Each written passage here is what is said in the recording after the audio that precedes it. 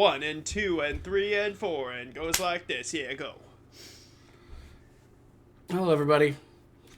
Welcome to another episode of the PhazeCast. I'm Geox. This is Signy. And what are we talking about today, Eric? What are we talking about? Today we are talking about the Rings of Power, as well as Willow Smith making moves great. in So, her career. so hold on 1 second. I love talking about the Rings of Power. Just give me 1 second. Hold on. Knock my fan over. So my preferred Ring of Power, I don't have my headphones back in, is clearly the Green Lantern Ring of Power. See, the different Lantern Corps are all wearing power rings, and each of the power rings does something different. The Green Lantern Power Ring is given, to people with strong wills because they will their ideas and thoughts into existence as physical objects made out of hard light.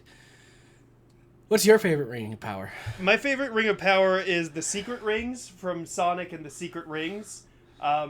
There are several of them that you have to collect in sort of a Dude, we Aztec can make setting. this a Is it Aztec? That's not what Secret Rings is. It's ruins of some kind.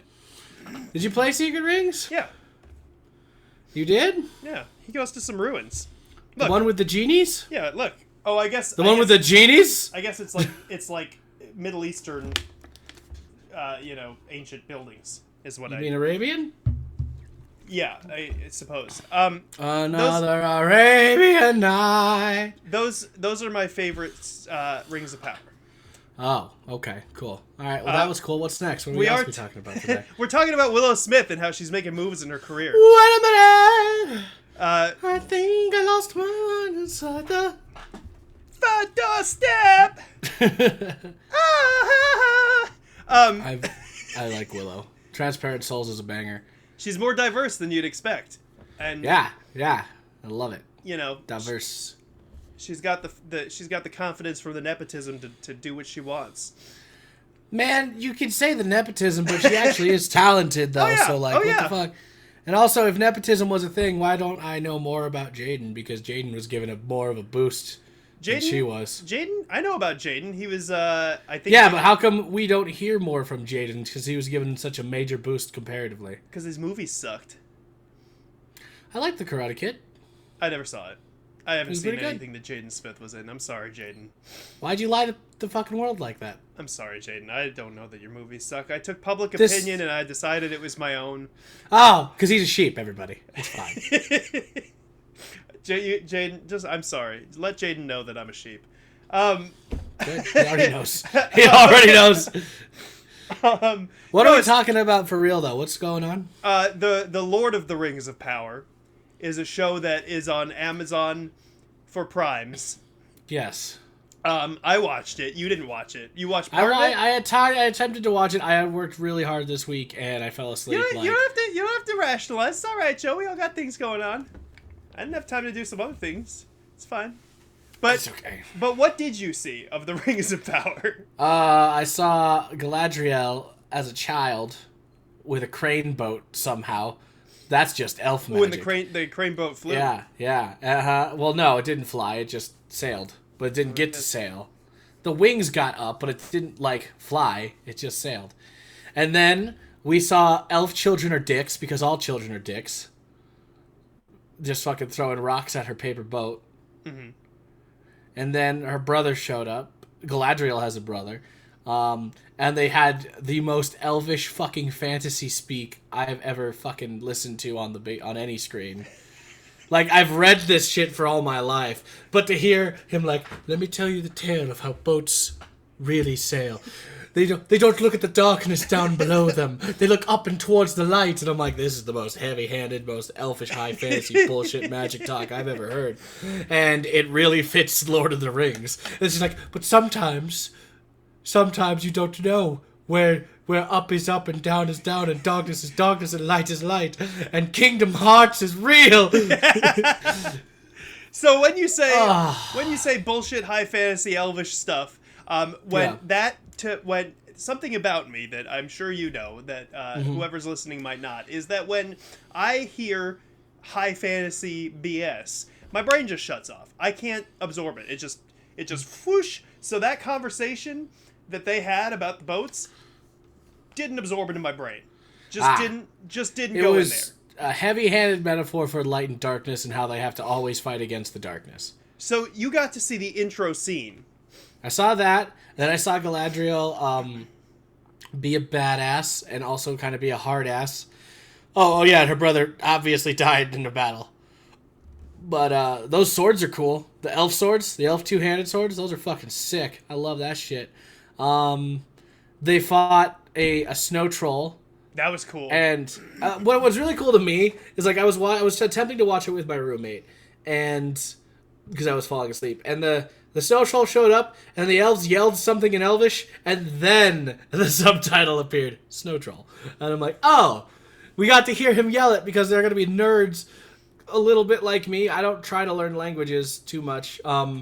Who want to know what that word is so they can learn more Elvish and speak to each other in their created fantasy world tongue. So right off the bat, my immediate thoughts of the show is that there's plenty of pandering and there's plenty of oh, okay, this is for this audience. They know it's for this audience. That's actually a good thing. I think the actress who played Galadriel, younger and older, are both great. What else did I get into? Saw some hunters, and then we saw hobbits. I don't know if they called them hobbits. I don't know if they ever explicitly said. But the first shot was of the foot. Yeah, the sneak hobbits. These jungle dwelling, hiding in because the hobbits that we know from the movies only. They have full on we're just living in hills because it's there, but we have full on gardens and we Gandalf comes around, yay party. Meanwhile, these motherfuckers are just quick, fold the house into a rock and then unfold it completely and ready. It's a full on village that is at any time ready to be just turned into a piece of forest. And that's cool as fuck. Yeah, they were cool. So did you see the giant? I think I might have fallen asleep. There was a giant. Okay, so let me. Because the next thing I remember happening was Elrond was sitting on a tree, and he's like, "Elrond, you are not allowed in the High Council of the Elves." And he's like, "Yeah, whatever. I don't give a fuck because I'm young Elrond, which means I'm hot and I don't give a shit about anything." And he's like, "Oh, also your friends here. Why don't you leave with that? Galadriel, let's get some drinks. Let's have a party." I don't believe that man ages into Hugo Weaving. Hugo Weaving has a weird face. You don't realize how much that man is gonna go through. That's true. In the years to come. I watched this entire show fully engaged. I really enjoyed it. I thought it was. Yeah. I mean, you see how much money went into this show, which was really nice to see a show that had such. I mean, the production values were insane. But my brain does not absorb this stuff. It just doesn't. So let me try to explain to you what I saw from that point on. So the hobbits find a giant, and he's surrounded by fire, and he's naked, I think, and giants can't talk apparently. So then, let me see if I can just follow what happened to the hobbits first. The giant is there's the one hobbit who's got the friend hobbit. Is two friends, so she stays with the giant overnight for some reason. I think because they carry the giant out, and then she stays with the giant overnight, and she's like, they carry the giant out of a ring of fire. Out of a ring of fire, yes. How do they carry a giant out of a ring of fire? I don't know. I couldn't tell you. I have no idea why they're doing these things, and I'm not sure if that's because I missed something or if it's because my brain is just not wired for this shit. Right, okay, sure. But I have no idea why they did that. Then she stays with him overnight, and she's trying to teach him English for some reason, and he's bah, bah, bah. And she teaches him a word, and then her friend comes by, and he's bah, bah, bah, and he tries to kill her, but then she's no, stop, friend, and then he learns the word friend. And then I think that's the end. Classic. Okay, go on. And then I think that's the end of the hobbits and the giant.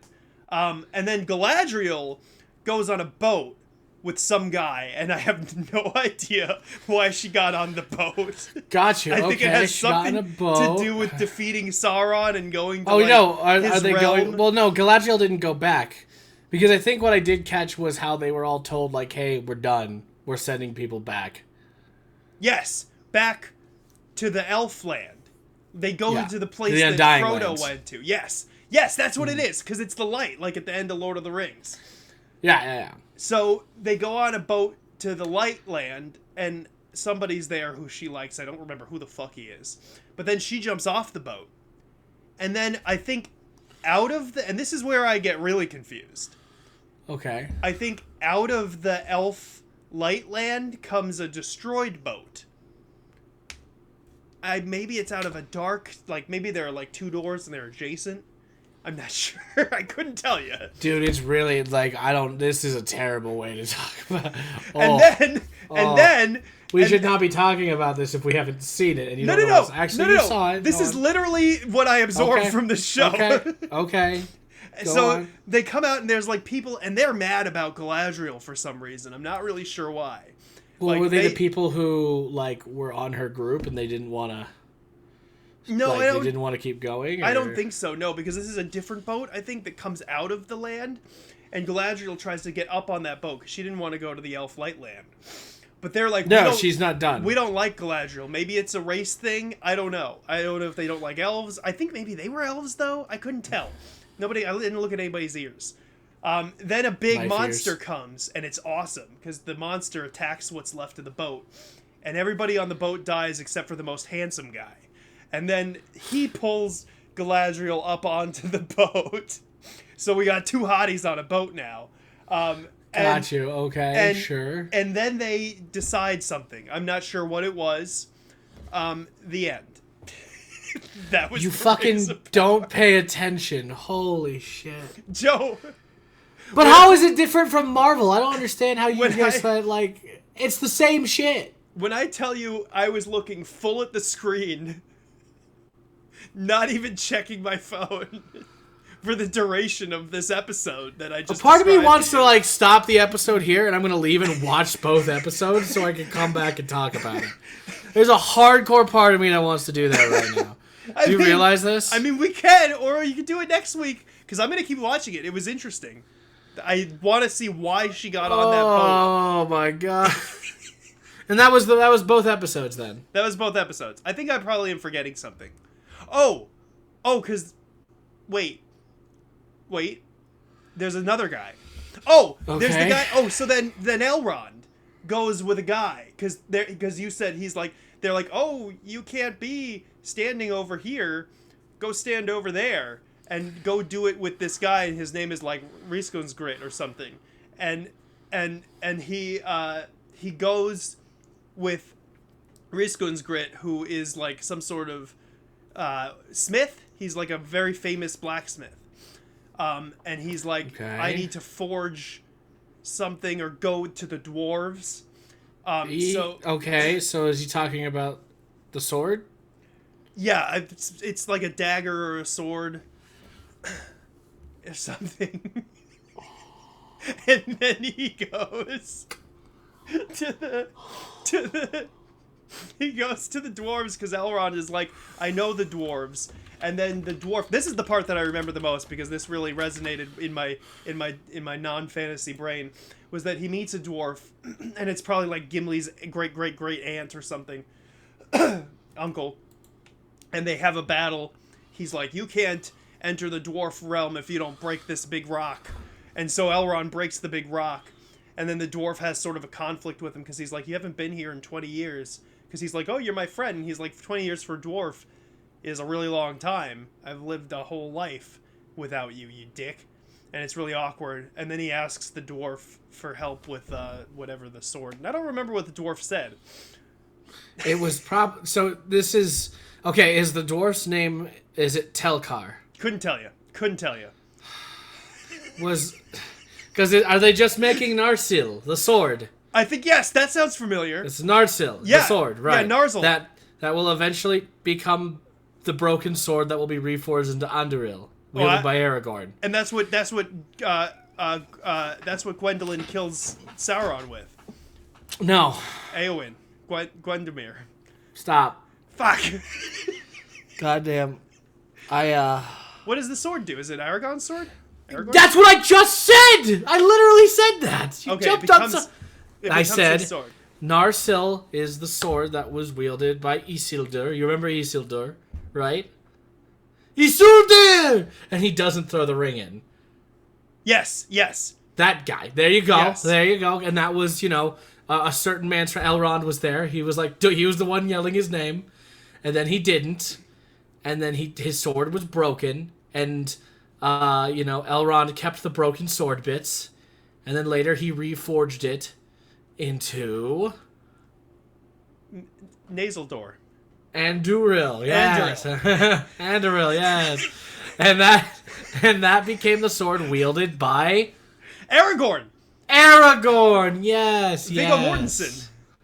Yes. Crimes of the Future. What? So. If that's the sword we're talking about. No. That makes sense. So now I know where that's leading to. And I feel like, of course, anybody who is interested at all in Lord of the Rings would know that if you saw that, and that's probably exciting. But I did not. I did not pick that up. Okay.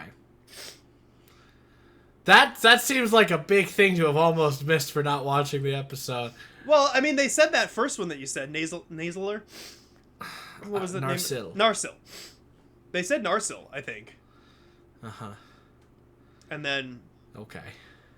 This is great. I'm trying not to sneeze. Do it. Sneeze. Sneeze. Oh, fucking A.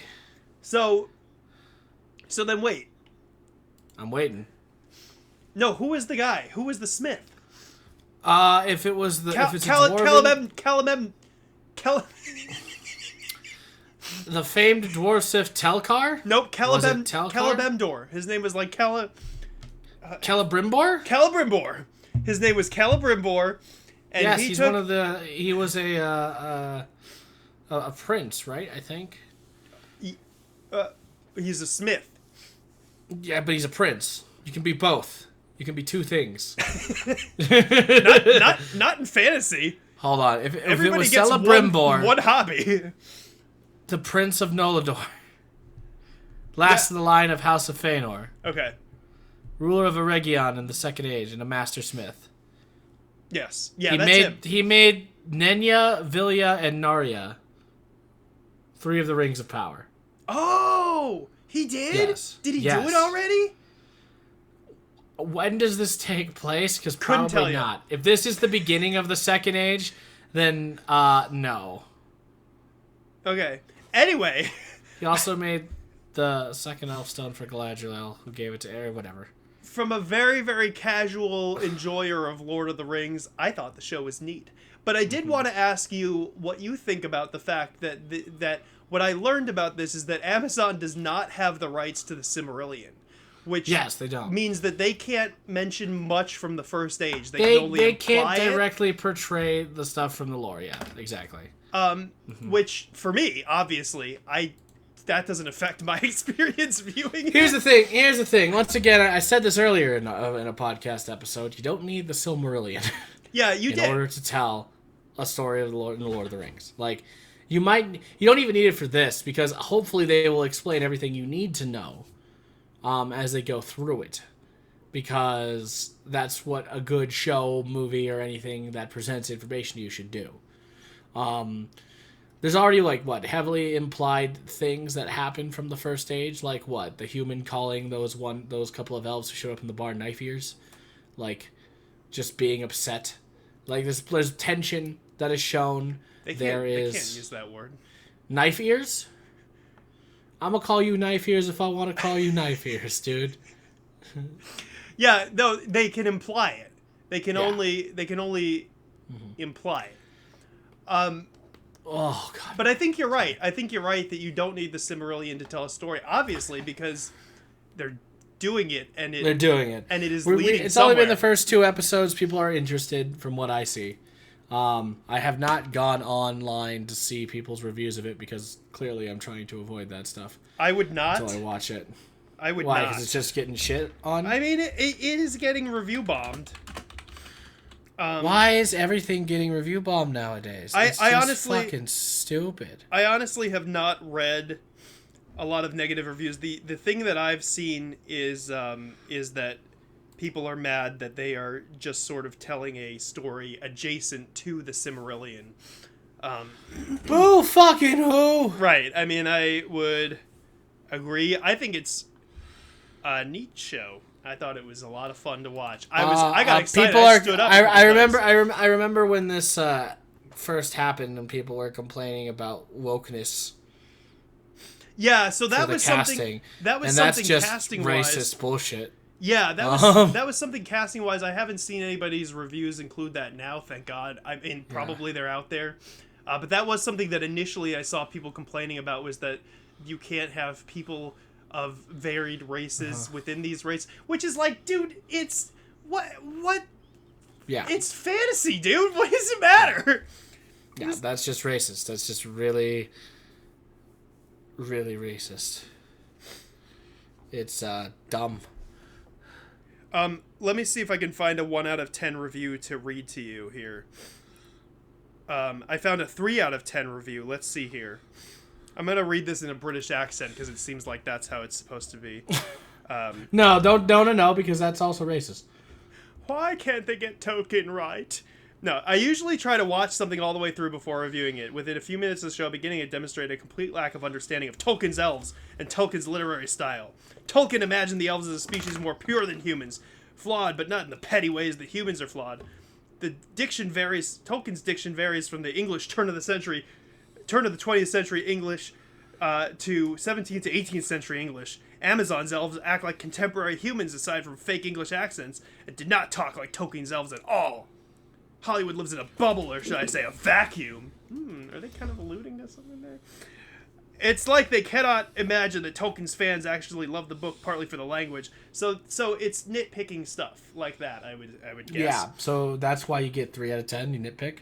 Yeah, I guess so. And I think that that's sort of like, I mean, it's like you can adhere to a text as much as you want, but the dude's dead. You can't imply that you have some sort of knowledge of what he would have done in this situation. Who knows what, like, you know what I mean? If Tolkien were around now,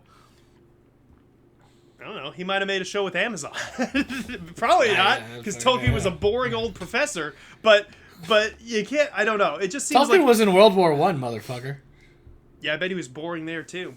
He was a soldier. Yeah, but did he bore anyone to death? No, he saw the hatred and the anger of a world war around him and was inspired to write The Hobbit and the other Lord of the Rings stuff to be a fantasy world about the good triumphing over evil. That's nice. I'm not seeing... Shut the fuck up about Tolkien. I'm actually not seeing a lot of written reviews that are... Oh, so people are just giving it a...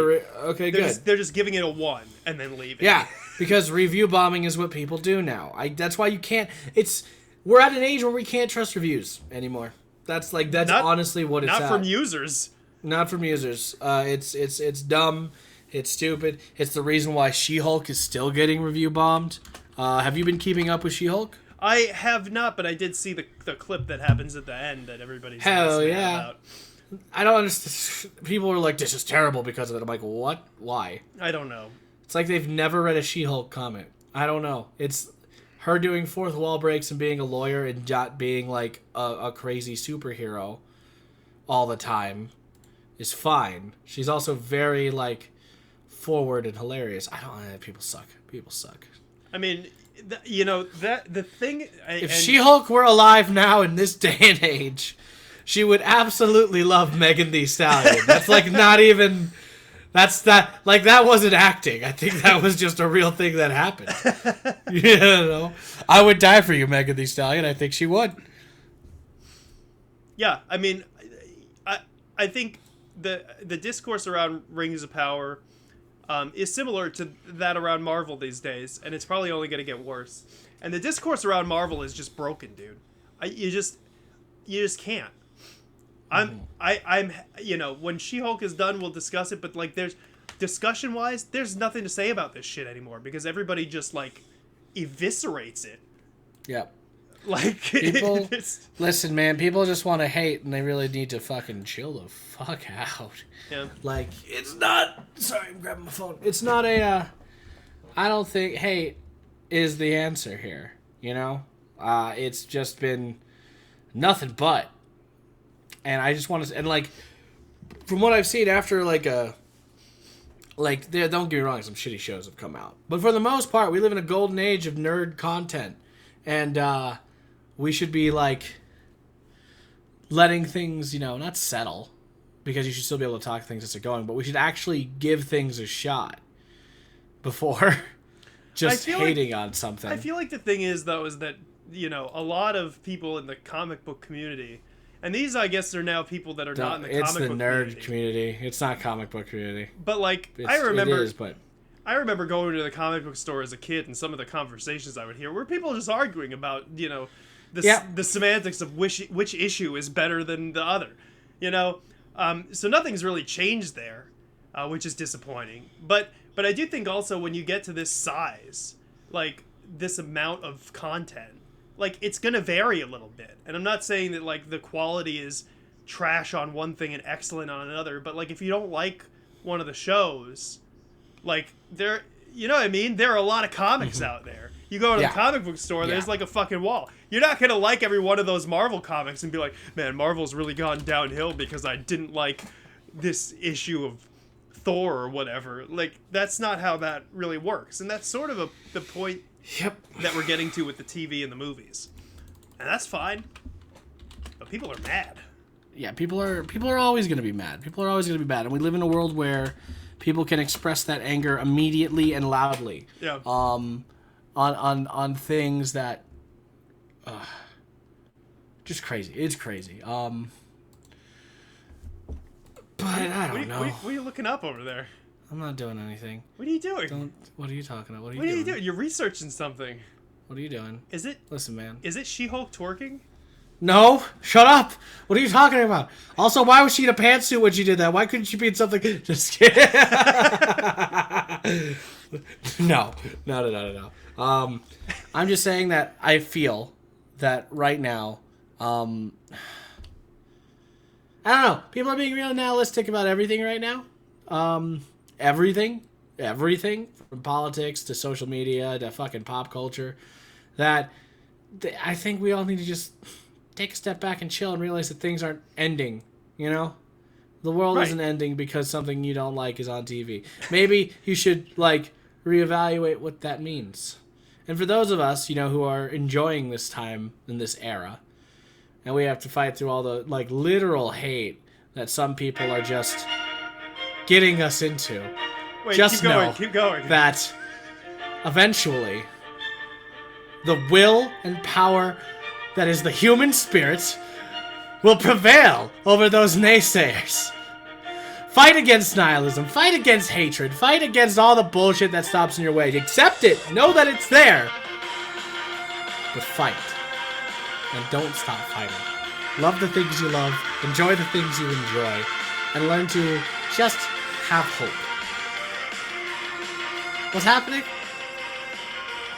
And that's our show, everyone. Out of time. Yeah. We'll see you next week, and we'll see you Friday for a Face Point. Yeah, thanks for spending some of your time with us. Love you guys. Bye.